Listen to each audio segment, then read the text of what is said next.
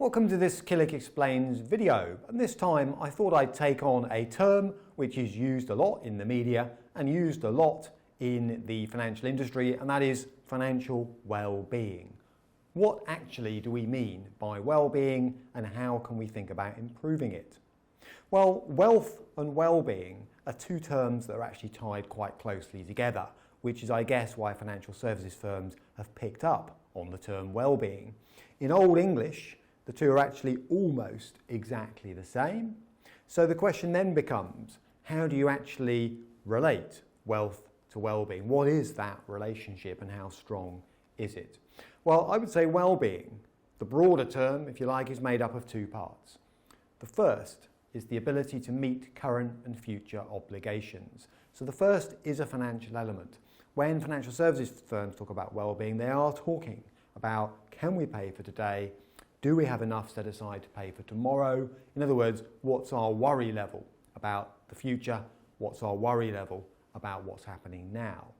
But that's only about 50% of it, that financial element. The other side of it is the ability to feel secure and enjoy life. And that's the emotional side of it. And you actually need both. Because there are people out there with lots of money who aren't enjoying life. And there are people out there who are enjoying life with not a lot of money. So, if you like, there are four possible mental spaces you can occupy. And a kind of grid will pop up next to me to summarise these in a moment at the end. But you can be poor and unhappy. Now that is not the part of the grid ideally any of us want to occupy. But there is a space for poor and happy. So it is perfectly possible to enjoy life on not a lot of income, not a lot of money. Then there's that for what seems like a slightly strange category. Some of the top hedge fund managers and bankers fit into it, well off but unhappy. So it's almost like you've got the financial means to enjoy life, but you don't actually know how to do it.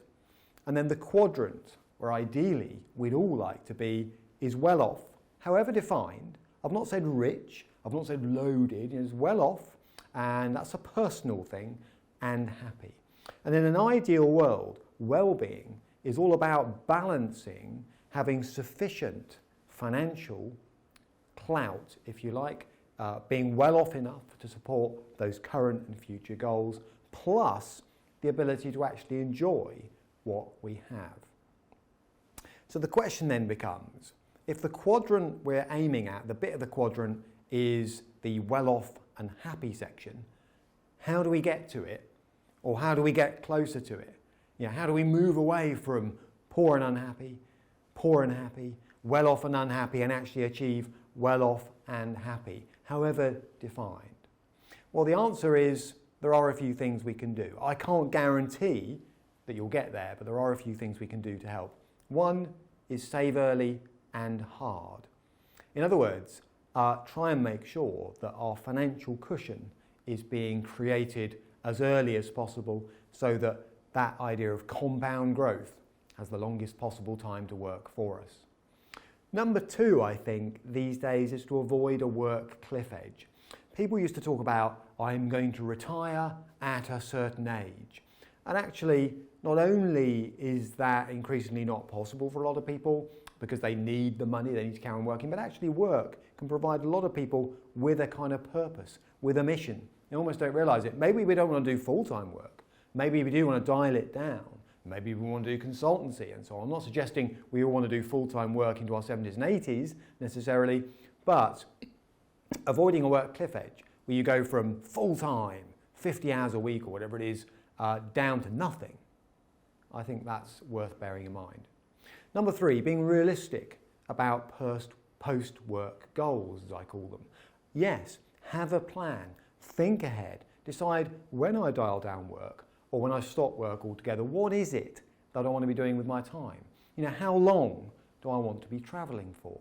A friend of mine who did retire recently said there's only so many months you can spend in boutique hotels. First world problem, you might say, but how long are you going to spend doing that kind of stuff? How much time do you want to spend with family, pursuing interests, and so on?